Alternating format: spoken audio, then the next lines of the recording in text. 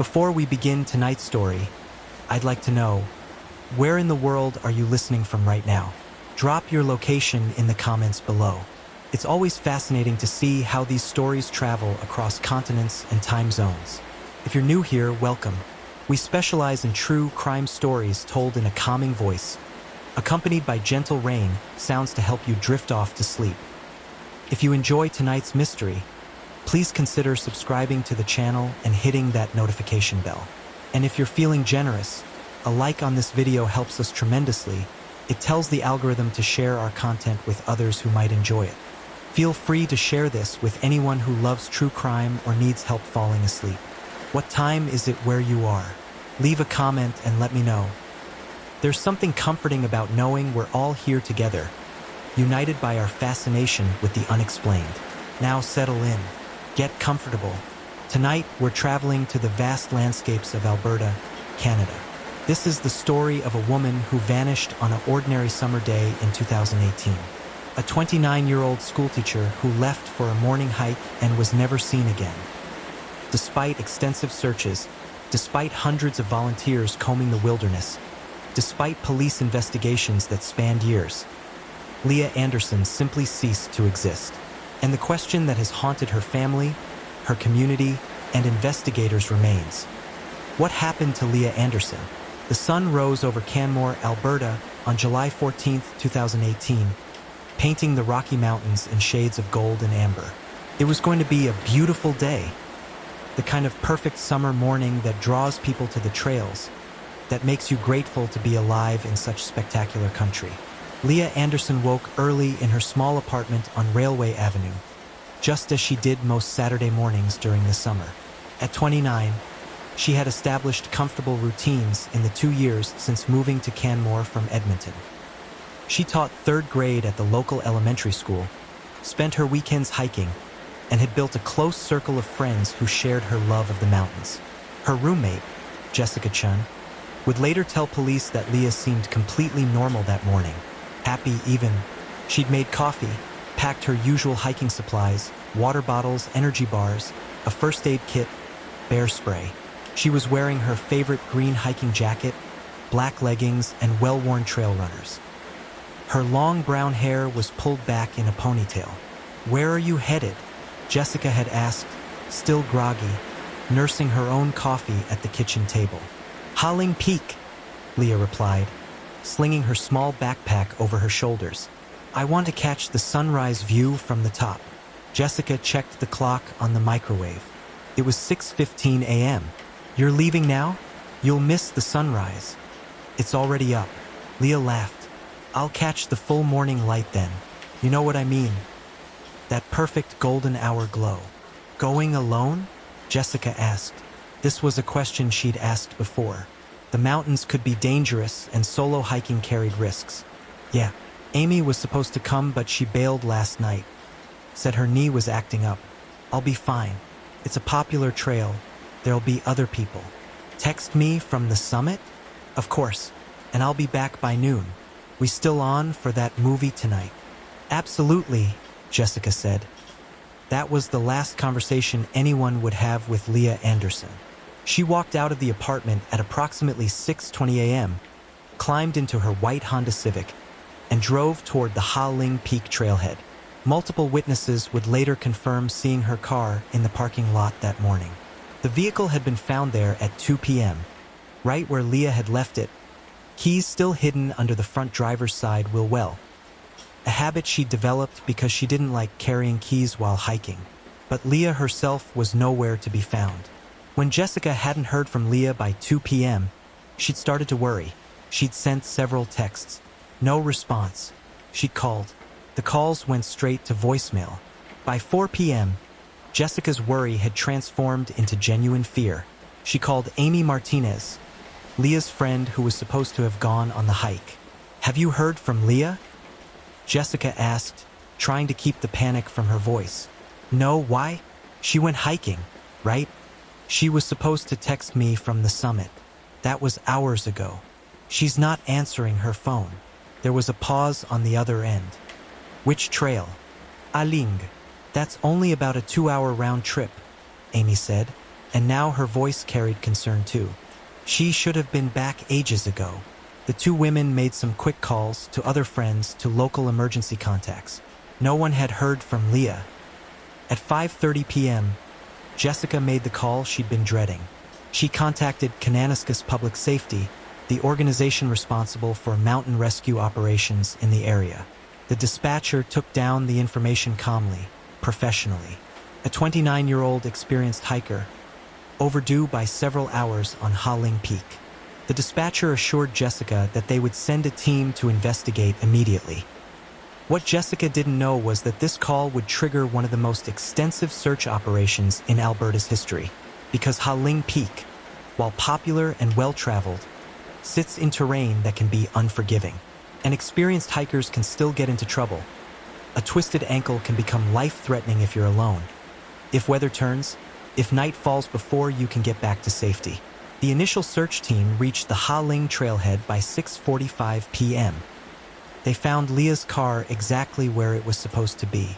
They began hiking up the trail, calling her name, looking for any signs of distress or accident. Other hikers coming down were stopped and questioned.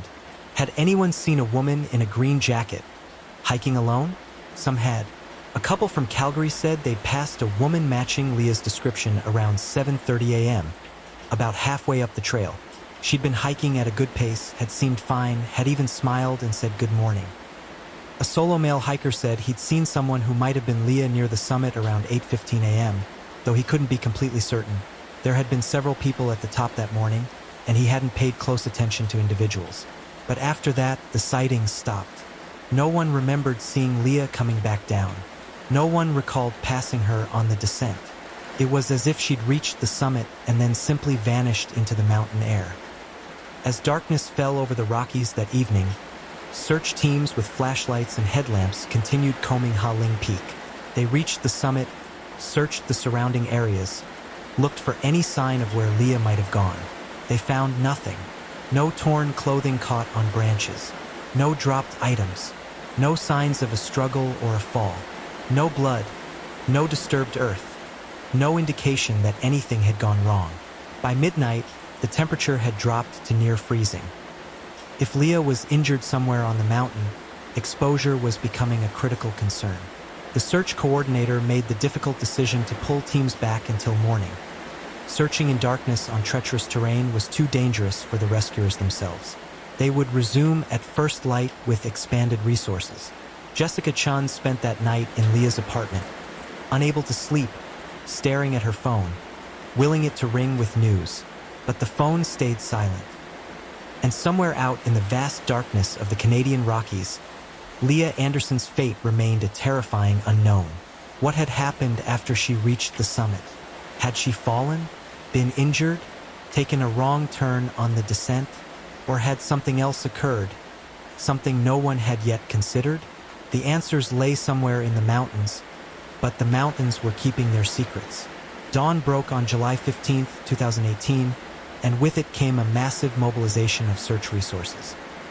Kananaskis Public Safety coordinated with Royal Canadian Mounted Police, local volunteer search and rescue teams, and specialized mountain rescue units from across Alberta. By 7 a.m., over 50 searchers were deployed on and around Ha Ling Peak. The search was methodical and thorough. Teams were assigned specific grid sections. Helicopters equipped with thermal imaging cameras swept the area, looking for any heat signature that might indicate a person. Dog teams trained in finding lost hikers worked the trails and surrounding wilderness. The operation was everything you'd want if someone you loved was missing in the mountains. Professional, comprehensive, relentless. But as hours turned into days, the search yielded nothing. No trace of Leah Anderson. RCMP Corporal David Marsh took over the investigation on the second day. He was an experienced officer who had worked missing persons cases for over 15 years. He knew the statistics.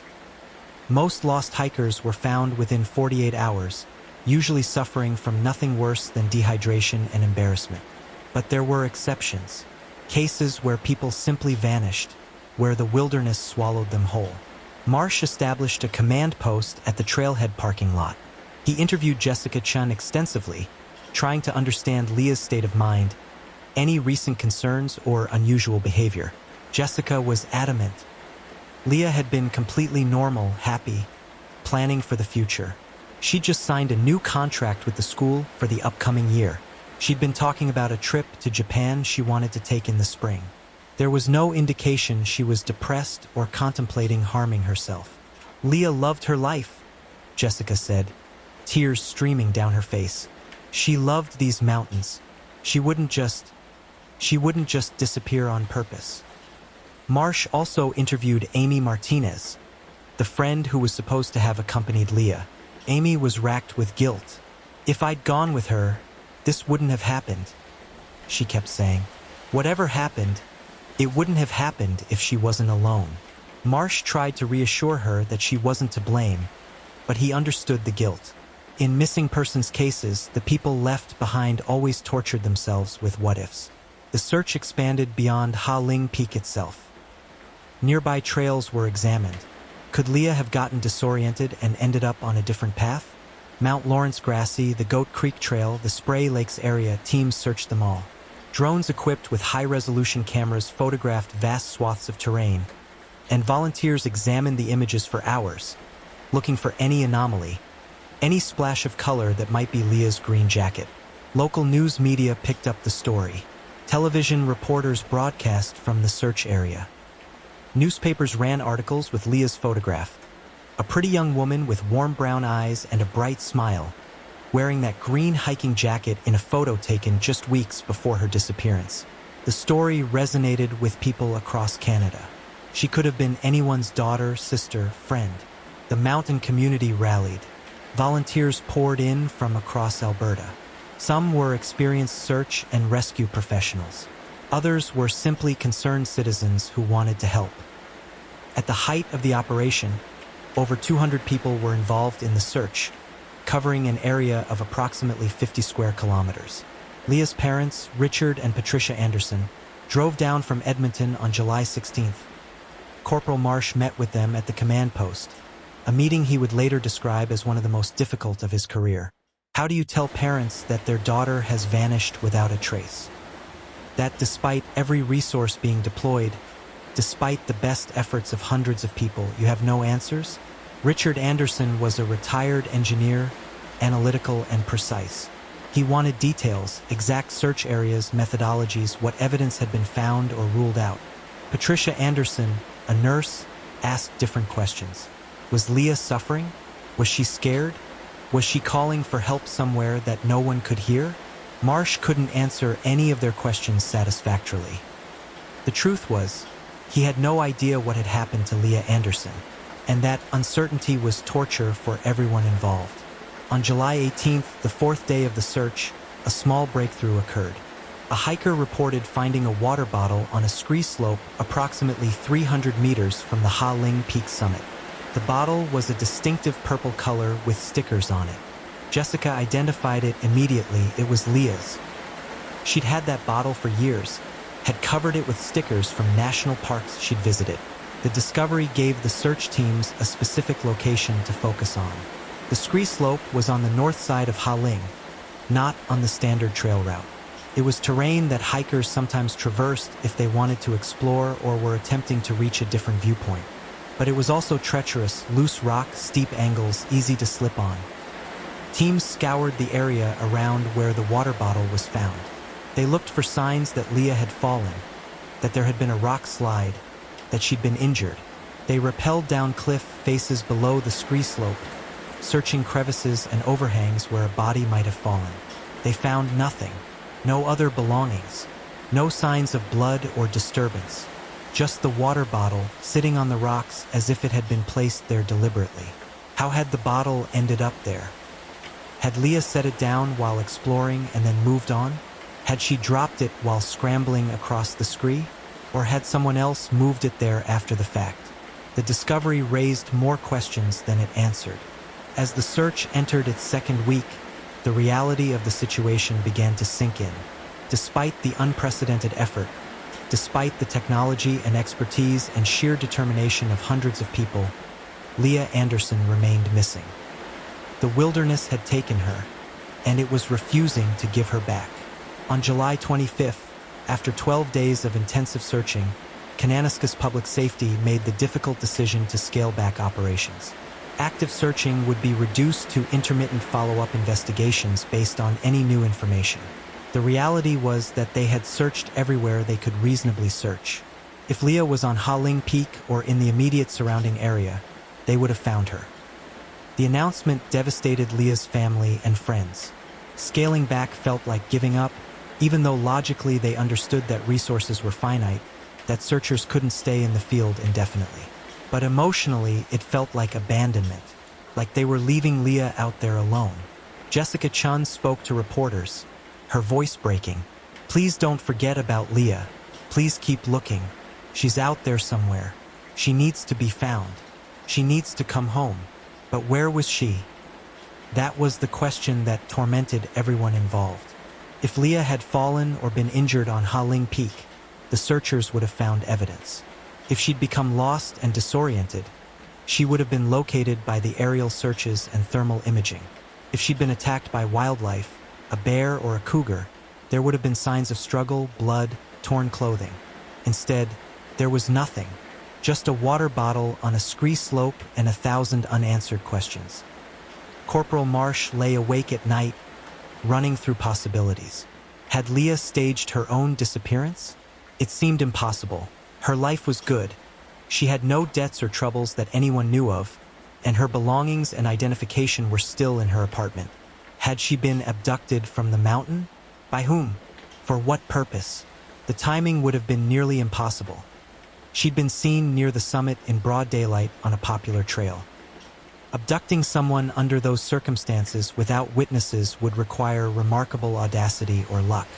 The most likely scenario, Marsh believed, was that Leah had suffered some kind of accident. Perhaps falling into an area that the searchers had somehow missed, perhaps being buried by a rock slide, perhaps slipping into a crevice or water feature that wasn't visible from above. The mountains were vast and unforgiving. They could hide a person frighteningly well. But believing something and proving it were two different things. Without evidence, without a body, without any concrete indication of what had occurred, the disappearance of Leah Anderson remained an open wound for everyone who knew her and for the community that had tried so hard to bring her home.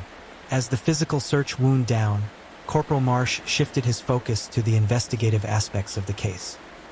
He began digging into Leah's life with the thoroughness that missing persons cases demand. Sometimes, understanding where someone is requires understanding who they are. Leah's digital footprint was examined. Her laptop, her phone records, her social media accounts, all were analyzed by forensic specialists. What they found was exactly what everyone who knew Leah expected: a normal, happy life. Her social media showed hiking photos, pictures with friends, classroom decorations from her teaching job. Her text messages and emails were mundane: plans with friends, communications with family, school-related correspondence. There was no indication of depression, no secret relationships, no hidden debts or threats. The digital investigation revealed nothing except that Leah Anderson had been exactly who she appeared to be.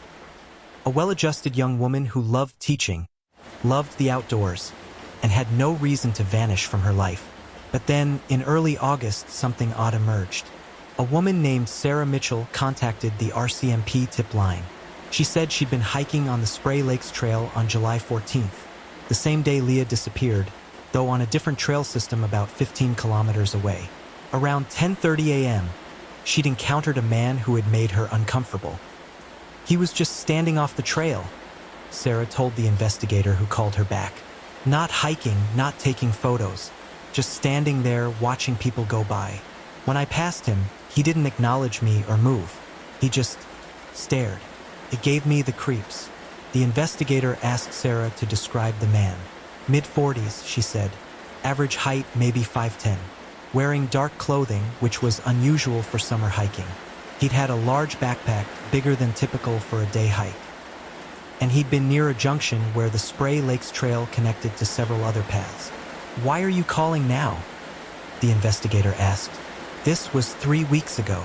I didn't think it was relevant," Sarah said. "I figured he was just weird, you know? But then I saw the news about that missing teacher. and I started thinking, what if? What if that guy had something to do with it? I know it's probably nothing, but I couldn't stop thinking about it. Marsh took the tip seriously. He had Sarah work with a sketch artist to create a composite of the man-sheet scene. The result was distributed to local media and posted on the RCMP's website. The caption read, "Person of interest in Leah Anderson disappearance. If you recognize this individual or saw him on July 14, 2018, please contact RCMP immediately."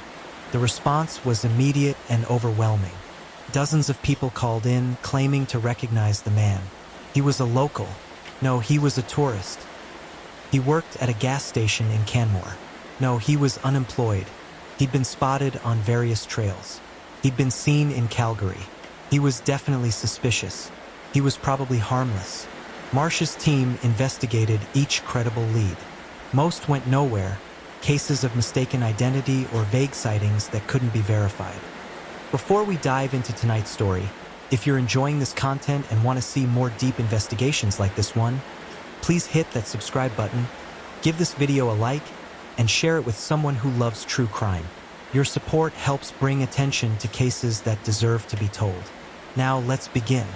Phoenix, Arizona, May 17, 2001. The desert sun blazed over Paradise Valley High School as students poured out of classrooms, celebrating the last day of junior year. Summer stretched ahead like an endless promise. For 17-year-old Alyssa Turney, it should have been a day of freedom, of graduation parties and new beginnings. Instead, it became the day she vanished without a trace. This is the story of a girl who disappeared in broad daylight, a stepfather with dark secrets, a sister who refused to give up, and a case that would take nearly 20 years to reach a courtroom, only to end in a way no one expected. Alyssa Marie Turney was born on April 3, 1984, to Barbara Farner and Stephen Strom. When Alyssa was just 3 years old, her parents divorced. Her mother, Barbara, eventually married Michael Turney, a former electrician and sheriff's deputy. Michael brought 3 children from his previous relationship into the marriage, and Barbara brought Alyssa and her older brother. Michael adopted both children. Soon after, Michael and Barbara had a daughter together, Sarah. For a brief time, the blended family of 6 children seemed complete. But tragedy struck when Alyssa was only 9 years old. Barbara died of kidney cancer, leaving Michael to raise all the children alone. By the time Alyssa turned 17, the older children had moved out. Only Alyssa and 12-year-old Sarah remained in the house on Bell Road and 34th Street, living under Michael Turney's increasingly watchful eye. Alyssa was, by all accounts, a typical teenager. She worked part-time at Jack in the Box. She had a boyfriend named Jonathan Lockman. She dreamed of freedom, of California, of getting away from the strict rules that governed her life at home. Her friends described her as spirited, rebellious in the way many teenagers are when they're testing the boundaries of independence. But those who knew her well also knew something else. They knew Alyssa was trapped. They knew she lived in fear. And they knew that her stepfather, Michael Turney, was not the protective parent he claimed to be. Michael Turney controlled every aspect of Alyssa's life. He installed surveillance cameras throughout the house, both inside and outside. Every phone in the home was equipped with recording devices that captured every conversation. He would drive to Alyssa's workplace at Jack in the Box and film her from his car, sometimes arriving an hour or 2 early to ensure she didn't leave with anyone. He made her sign bizarre contracts, parent-child agreements that attempted to dictate her every movement, every choice, every breath. When Alyssa's friends later spoke to investigators, they painted a picture far darker than mere strictness. They told stories of sexual abuse, of Alyssa confiding in them about incidents that made her terrified to be alone with her stepfather. One friend said Alyssa had described waking up bound and gagged, with Michael on top of her. Another said Alyssa told him that Michael had driven her out to the desert and assaulted her. And remarkably, a year before Alyssa disappeared, Michael had contacted Child Protective Services himself. He told them that if Alyssa ever came forward with allegations of abuse, she would be lying. It was a preemptive strike, an attempt to discredit his stepdaughter before she could speak. By the spring of 2001, Alyssa was counting down the days until she turned 18. She had talked about moving to California, where an aunt was willing to take her in. She had even written a driver's education essay calculating the time and distance it would take to drive there. In recorded phone calls, later released by investigators, Alyssa could be heard asking her boyfriend if his parents would let him go to California with her. She had told her older brother James that she wanted to come live with him. James, who was 10 years older than Alyssa, had seen the way Michael treated the girls after their mother died. He had wanted to take both Alyssa and Sarah in, sensing that something was terribly wrong. But he never got the chance. Because on May 17, 2001, Alyssa Turney disappeared. It was the last day of school. Sarah, then 12 years old, was on a field trip to a water park with her 7th grade class. Alyssa had plans to attend a graduation party that evening. According to Michael Turney, he picked Alyssa up from Paradise Valley High School around 11 in the morning. He said they went out to lunch together, just the two of them. During that lunch, Michael claims they got into an argument. Alyssa wanted more freedom. She wanted to stay out later with her friends. Michael told her that wasn't going to happen. Not under his roof. Not while she was under his control. He said the argument escalated. He said Alyssa became angry. After lunch, Michael claims he dropped Alyssa off at home around 1 in the afternoon. He then left to run errands and to pick up Sarah from her field trip. When Michael and Sarah returned home later that evening, Alyssa was gone. Her cell phone was still there. Her car was parked outside. Her makeup, her hairbrush, her house keys, all of it remained untouched. In her bank account sat $1,800, money she had been saving from her job. She never withdrew a single cent. But in her bedroom, Michael said he found a note. A handwritten note in Alyssa's own handwriting. The note said she was running away to California. She couldn't live there anymore. She was leaving and she wasn't coming back. Michael Turney reported Alyssa missing that night, calling the Phoenix Police Department to tell them his 17-year-old stepdaughter had run away. At the time, police saw no reason to suspect foul play. Alyssa was 17, just a few months shy of 18. She had no history of mental or physical health issues. There was a note in her own handwriting. Her friends and family confirmed she had been unhappy at home, that she had talked about wanting to leave. The police classified Alyssa as a runaway. They entered her information into the National Crime Information Center database, and then, for the most part, they moved on. Phoenix police handled thousands of runaway reports every year.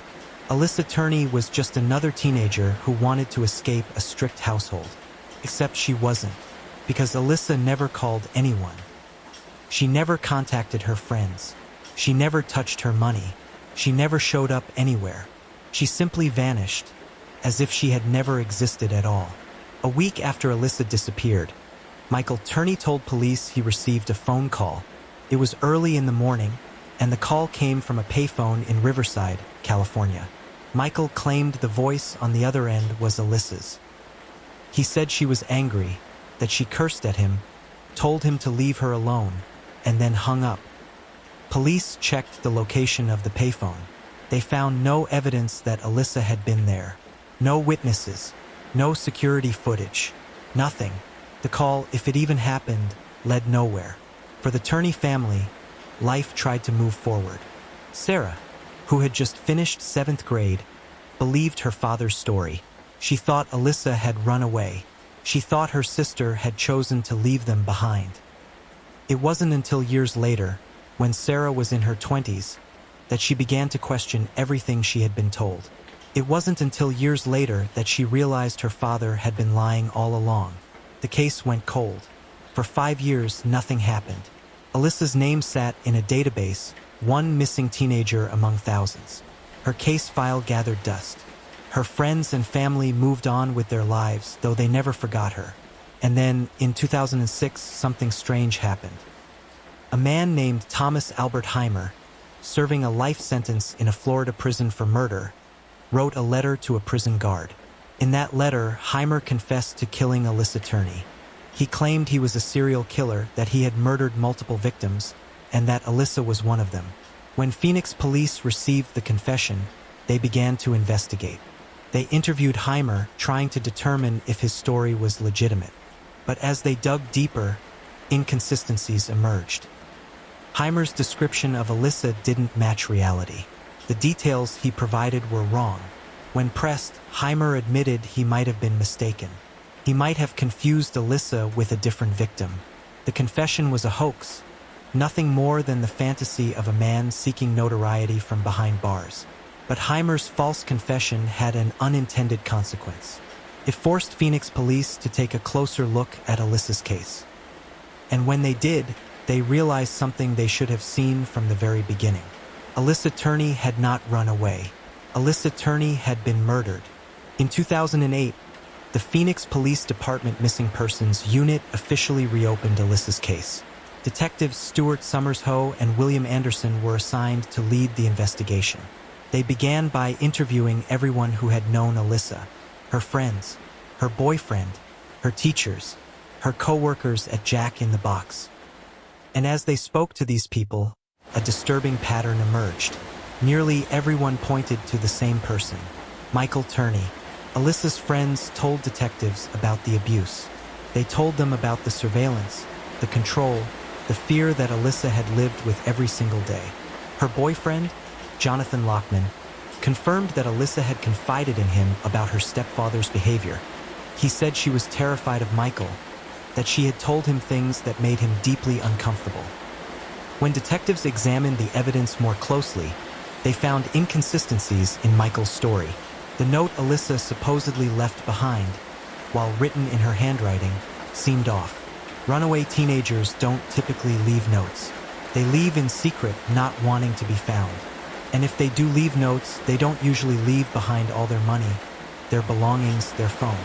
Everything about Alyssa's disappearance suggested she hadn't left voluntarily.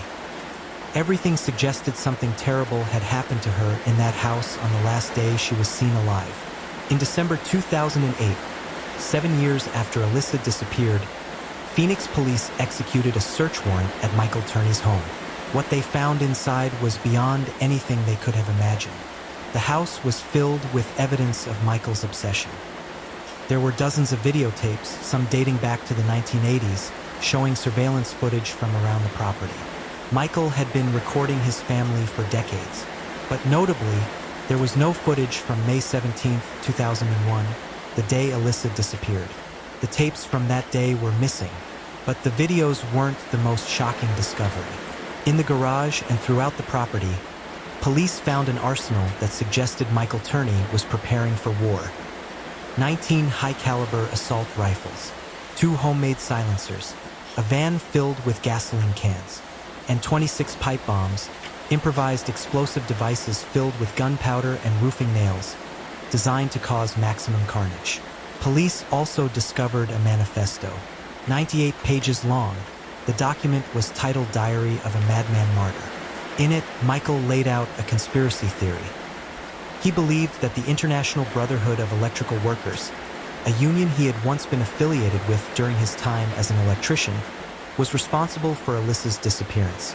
He wrote that the union had hired assassins to kidnap and murder Alyssa, and that they had buried her body in Desert Center, California. He claimed he had already killed 2 of these so-called assassins in self-defense. And he detailed a plan to attack the union's headquarters in Phoenix on December 15, 2008, during a scheduled meeting. He planned to set off explosives, kill as many people as possible, and then take his own life. Michael Turney was arrested on December 11, 2008, just 4 days before his planned attack. He was charged with possession of unregistered explosives and weapons. In March 2010, he pleaded guilty and was sentenced to the maximum term of 10 years in federal prison. While Michael Turney sat behind bars, Sarah Turney was growing up.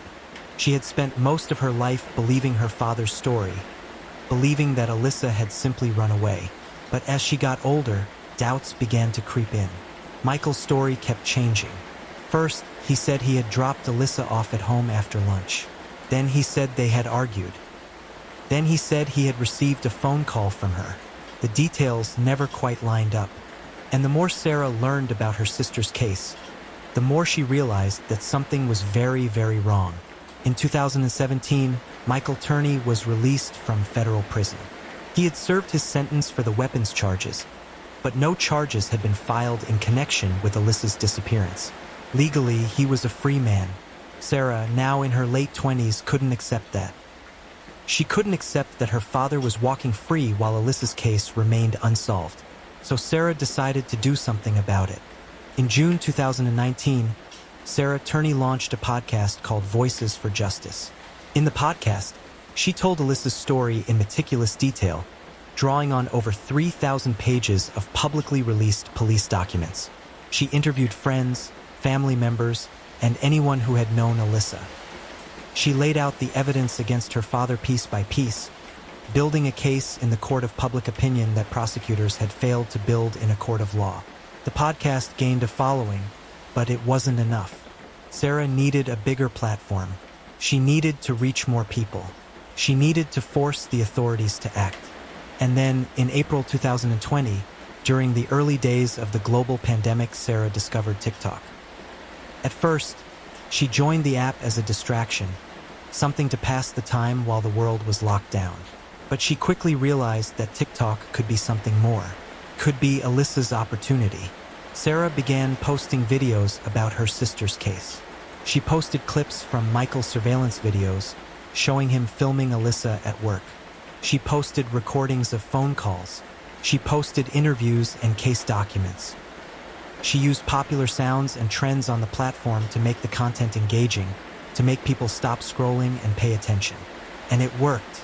Within weeks, Sarah's videos had been viewed millions of times. She gained hundreds of thousands of followers. People who had never heard of Alyssa Turney before were now demanding justice for her. The hashtag Justice for Alyssa began trending. Comments poured in, urging Phoenix police to reopen the investigation, to arrest Michael Turney, to do something, anything, to bring Alyssa home. The pressure worked. On August 19, 2020, nearly 2 decades after Alyssa disappeared, a Maricopa County grand jury indicted Michael Roy Turney on a charge of second-degree murder. Police arrested the 72-year-old man in Mesa, Arizona. When Sarah heard the news, she broke down. She posted a video on social media, tears streaming down her face. "We did it," she said. "After almost 20 years, we did it. Never give up hope that you can get justice." Michael Turney made his first court appearance the following day. A judge denied his request for a reduction in bond. He would remain in jail until his trial. For Sarah, it felt like vindication. It felt like all the years of fighting, of advocating, of refusing to let Alyssa's case be forgotten, had finally paid off. But the battle was far from over, because proving Michael Turney's guilt in a court of law would be far more difficult than gaining public attention on social media. Michael Turney's trial began in July 2023, nearly 3 years after his arrest. The case drew significant media attention. Dateline, 2020, and countless other true crime programs covered the story. The courtroom in Maricopa County was packed with journalists, true crime enthusiasts, and members of the Turney family. Sarah Turney took the stand early in the trial. Her testimony was emotional and powerful. She described the years of surveillance, the control, the fear that had permeated their household. She told the jury about asking her father what had happened to Alyssa, and she recounted his chilling response. He told her he would tell her on his deathbed. Not now. Not when she needed to know. Only when he was ready to die.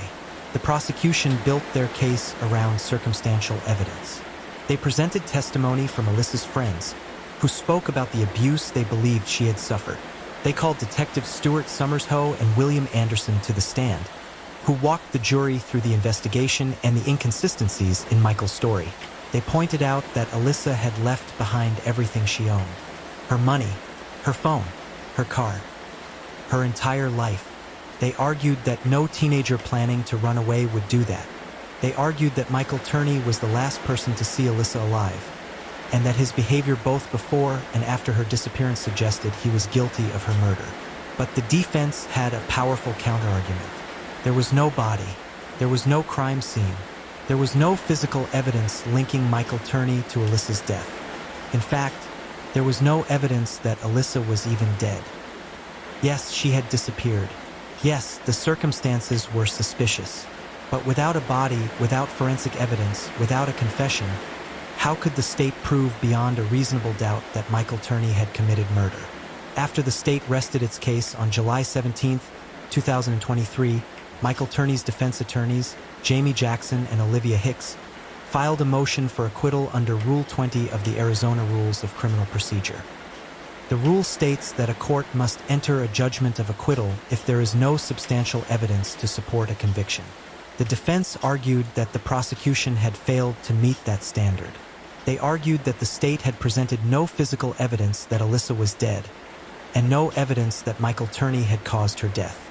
They argued that circumstantial evidence, no matter how compelling, was not enough. The judge agreed. On July 18, 2023, Judge Halterman granted the defense's motion for acquittal. All charges against Michael Roy Turney were dismissed. He was released from custody immediately, having spent 3 years in jail awaiting trial. In the courtroom, Sarah Turney was devastated. She had fought for years to see this day, to see her father held accountable for what she believed he had done to her sister. And now, in an instant, it was over. Michael Turney walked out of the courtroom a free man. Outside, he spoke briefly to reporters. He maintained his innocence, as he had throughout the entire ordeal. He said he would never stop searching for his daughter. But to Sarah and many others who had followed the case, those words rang hollow. The legal system had failed Alyssa Turney. The state of Arizona cannot bring homicide charges against Michael Turney again.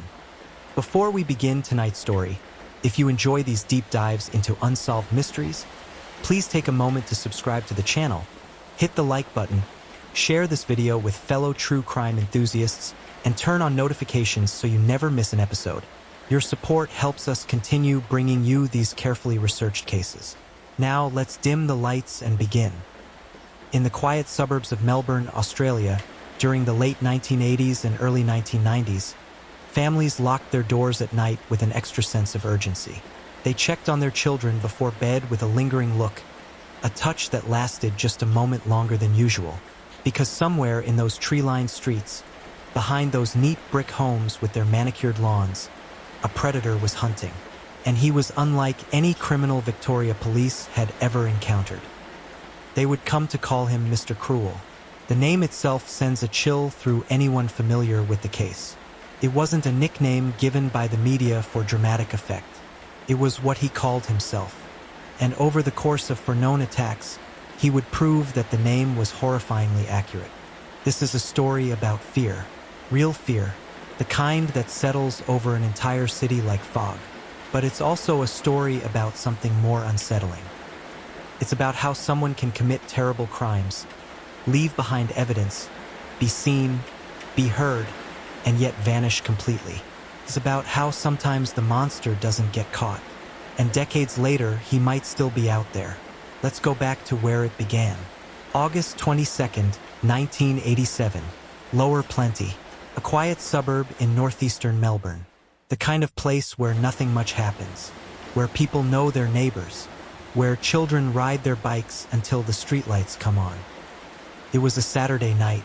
The family was home, a mother, a father, and their children. Around 7 p.m., they heard a knock at the door.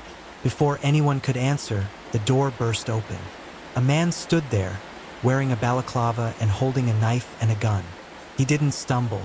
He didn't hesitate. Every movement was calculated, practiced, precise. He ordered the family to lie face down on the floor. His voice was calm, too calm. He spoke in almost a whisper, but it carried absolute authority. He seemed to know exactly what he was doing, as if he'd rehearsed this moment many times before. He produced tape and rope from a bag. He bound the parents efficiently, professionally. Then he turned his attention to the children. He took an 11-year-old girl, led her away. The parents, bound and helpless, heard their daughter's terrified voice growing fainter. Then silence, the kind of silence that screams. 18 hours later, she was found. Dropped off at a park in Bayswater, miles from home. She was alive, but the trauma of what had happened would last forever. She'd been held captive, assaulted repeatedly, bathed meticulously to remove evidence, and then released. The level of planning was extraordinary. He'd worn gloves, he'd cleaned her, he'd even changed her clothes into ones he'd brought with him. But he'd made one mistake, just one. He'd taken his balaclava off at some point. The girl had seen his face. She was able to provide a description to police sketch artists. A white male, possibly in his late 20s to early 30s. Light brown hair, a narrow face, thin lips. Nothing particularly distinctive. The kind of face that could belong to anyone. Police threw everything at the case. They conducted hundreds of interviews. They followed leads. They brought in psychological profilers. But weeks turned into months, and they were no closer to identifying the attacker. The sketch was circulated. Tips came in. None led anywhere. Then, just when the case was beginning to grow cold, he struck again. December 27, 1988. More than a year had passed. Families had perhaps allowed themselves to relax, to believe it had been an isolated incident. They were wrong. This time it was Ringwood, another middle-class suburb, not far from Lower Plenty. Another family home, another Saturday night. The pattern was the same but refined. He'd learned from the first attack. This time he cut the phone lines before entering. This time he brought more equipment. Tape, rope, gloves, cleaning supplies, a change of clothes for his victim. He was more confident, more controlled. He entered the home around 11:30 p.m. Again, the family was ordered to lie down. Again, he bound the parents. This victim was slightly older, 13 years old. He took her, and for 18 hours, she disappeared into a nightmare. When she was released, her account was eerily similar to the first victim's. The meticulous bathing, the change of clothes, the calm, whispering voice. But this victim noticed something new. During the ordeal, she'd heard planes overhead. Not just one or two, but multiple planes, as if they were near an airport. She'd also noticed he played a radio, perhaps to mask any sounds. And she remembered he'd taken photographs of her. The crime wasn't just about the attack itself. He was documenting it, keeping trophies. The second attack galvanized the police investigation. This wasn't a one-time offender. This was a serial predator. The Victoria Police formed a special task force. They called it Operation Spectrum. Dozens of detectives were assigned. They began connecting the dots, looking for patterns, compiling data on every sex offender in the state. The psychological profile began to take shape. He was organized, extremely organized. This wasn't someone acting on impulse. He was selecting his targets carefully. He was surveilling homes, learning routines, planning every detail. He was likely employed, possibly in a position that required trust or allowed him access to homes. Maybe a tradesman, a delivery person, someone who could knock on a door without raising suspicion. He was also escalating. The time between attacks had shortened from 16 months to 13 months. If the pattern held, he would strike again soon. They were right. July 3, 1990. Canterbury, an upscale suburb. This time, the family was wealthier, the home larger, but the method was identical. Entry late at night, finding the family, taking a child. This victim was 10 years old. But this attack was different in one crucial way. This victim was held for much longer, 50 hours, more than 2 full days. And when she was released, her account added new, disturbing details to the profile. She described being held in a location that felt like it might be a house, but isolated. She heard no traffic, no neighbors. She mentioned that at one point, she was put in what felt like a car trunk and driven somewhere. The drive took about 25 minutes.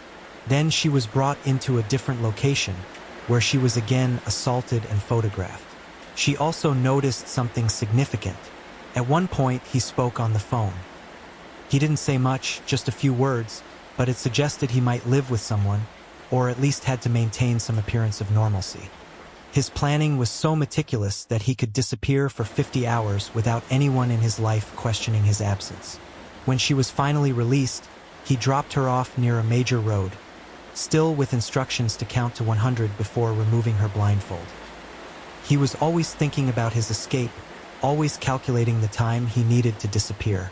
3 attacks, 3 victims, 3 families destroyed by fear, and still police had nothing concrete. They had the sketch, but it matched thousands of men in Melbourne. They had the profile, but it was almost too perfect. He didn't fit the typical pattern of sex offenders. He wasn't impulsive. He wasn't disorganized. He didn't have a criminal record that would put him on their radar. The media coverage was intense. Newspapers ran the story on front pages. Television news led with updates every night. Parents across Melbourne were terrified. Some families moved out of the suburbs entirely. Others installed elaborate security systems. Children were no longer allowed to sleep in ground floor bedrooms. The fear was palpable, pervasive. And then, on April 13, 1991, Mr. Cruel made his most brazen move yet. And this time, it would end in tragedy. Templestowe, another northeastern suburb, another family home. But this attack was different from the start. It was a Saturday morning, not a Saturday night. Around 4 a.m., he broke in through a window. The family woke to find him standing over them, wearing his balaclava, holding his weapons. He bound the parents and the oldest daughter. But this time, there were 2 younger girls. One was 10 years old. The other was 13. He took them both into another room. And then, for reasons that remain unclear, he made a decision. He took only one of them, 13-year-old Carmine Chan.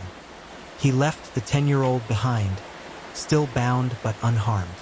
Then he disappeared into the pre-dawn darkness with Carmine. The family freed themselves and called police immediately. This time, there was no delay.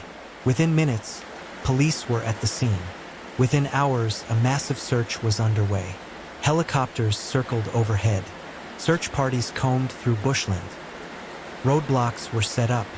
Every available officer was mobilized. Days passed, then weeks. Unlike his previous victims, Carmine was not returned after 18 hours or even 50 hours. As time went on, the worst fear began to settle in. Something had gone wrong. Nearly a year later, on April 9, 1992, Carmine's body was discovered. She was found in a shallow grave in Thomastown, a northern suburb of Melbourne, not far from where she'd been taken. She'd been shot 3 times in the head. Execution style. The medical examiner estimated she'd been killed within a week of her abduction. The discovery devastated not just her family, but the entire city. Carmine's murder changed everything. Mr. Cruel was no longer just a kidnapper and rapist. He was a killer. The investigation intensified to an unprecedented level. But why had he killed Carmine when he'd released his previous victims? Theories abounded. Some investigators believed Carmine had fought back, had seen something she shouldn't have, or had somehow threatened to identify him. Others thought perhaps the intense police response had panicked him, made him feel that releasing her alive was too risky.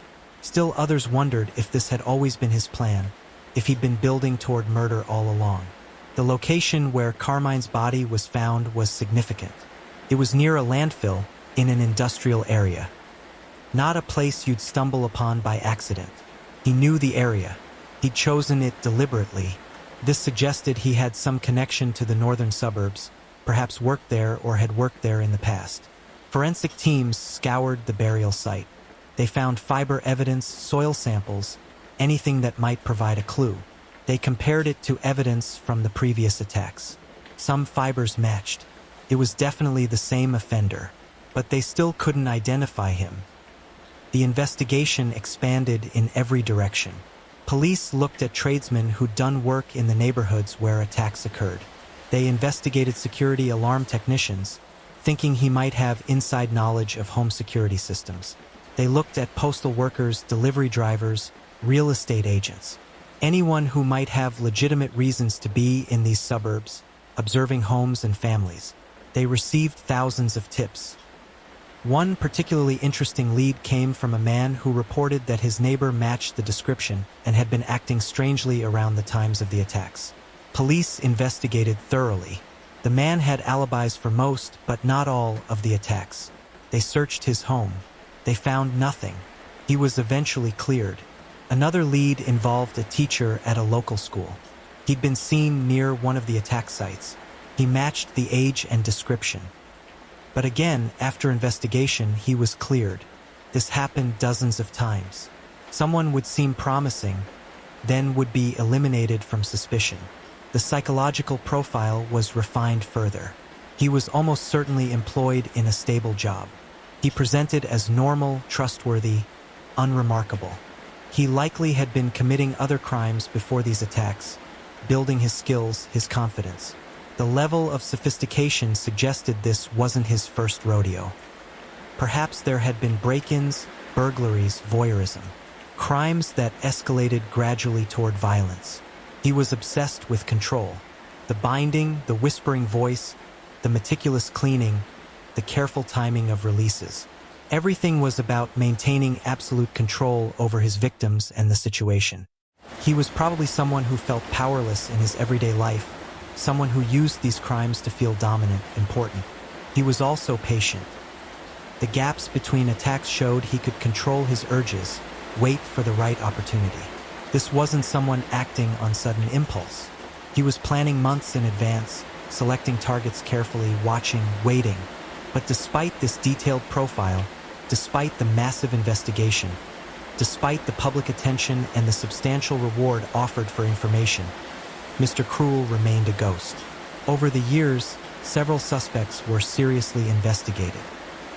One was a former military man who'd been stationed in the area and had the training to execute such organized attacks. But his DNA didn't match evidence from the crimes. Another was a security guard who'd worked at facilities near where victims had been held. Again, cleared. In 1997, police announced they'd identified a new prime suspect. Media reports suggested they were close to an arrest, but nothing came of it. The suspect was never named, never charged. Later reports suggested this person had also been eliminated from the investigation. Then there were the copycat theories. Some investigators wondered if the later attacks might not have been committed by the same person. But forensic evidence suggested otherwise. The modus operandi was too similar, too specific. The fibers matched. The methodology matched. It was the same offender. Advances in DNA technology gave investigators new hope in the 2000s. Evidence from the attacks was retested using more sophisticated methods. They developed a DNA profile. It just didn't match anyone in the database. They ran it through national databases. Nothing. International databases. Nothing. Either Mr. Cruel had never been arrested for any crime, anywhere, or he was dead. The possibility that he died has been seriously considered. Perhaps he died by accident, by suicide, by natural causes shortly after Carmine's murder. This would explain why the attacks stopped so suddenly. It would explain why he's never been identified despite an intensive investigation spanning decades.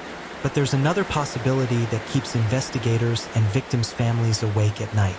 The possibility that he's still alive, that he's been living among us all this time, going to work, shopping at the grocery store, chatting with neighbors, hiding in plain sight. Some criminologists have suggested he might have moved away from Melbourne, perhaps even left Australia. Others think he might have been incarcerated for an unrelated crime, which would explain the cessation of attacks without requiring his death. Prison records have been searched, but the DNA doesn't match any known inmates. There's also been speculation about whether Mr. Cruel committed other crimes that were never linked to him. Were there earlier attacks before 1987 that fit a similar pattern but weren't connected? Were there attacks in other cities, other countries? The investigation has looked into unsolved cases across Australia and even internationally, but nothing definitive has emerged. Let's talk about the victims. The 3 survivors, now adults, have had to live with the trauma of these attacks for decades. By all accounts, they've shown remarkable strength. The families have largely stayed out of the public eye, trying to rebuild their lives away from the glare of media attention. They deserve privacy, dignity, and respect. Carmine's family has been more public, understandably seeking justice for their daughter. Her mother and father became advocates for victims' rights, working to improve how the justice system handles crimes against children. They established a foundation in Carmine's name. They've kept her memory alive, refusing to let her become just another statistic. The Carmine Chan case file remains open. Victoria police have never given up. Even now, decades later, there's a detective assigned to the case. Any new lead, any new tip, any advancement in forensic technology is immediately applied to the evidence. In 2010, there was renewed hope when police announced they were looking at several persons of interest. One was a man who'd been living in the area at the time and had since died. They exhumed his body to obtain DNA samples. The results were negative. He wasn't Mr. Cruel. In 2013, there were reports of a potential breakthrough involving a former teacher who'd lived near where Carmine's body was found. Again, the lead went nowhere. The pattern has repeated itself for more than 30 years. Hope, investigation, disappointment. The case has been featured on numerous true crime programs, both in Australia and internationally. Each time, there's a surge of new tips, new theories, new supposed sightings.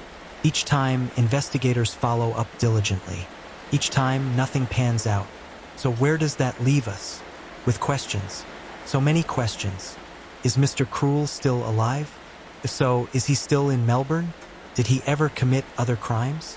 Was Carmine's murder always part of his plan? Or was it a panic deviation? Did he have accomplices? Did someone know what he was doing and keep silent? And perhaps the most haunting question, could he have been stopped sooner? This question has plagued the investigation from the beginning. After the first attack, should police have done more? After the second, should there have been a more visible police presence in the suburbs? Should there have been public warnings, even at the risk of causing panic?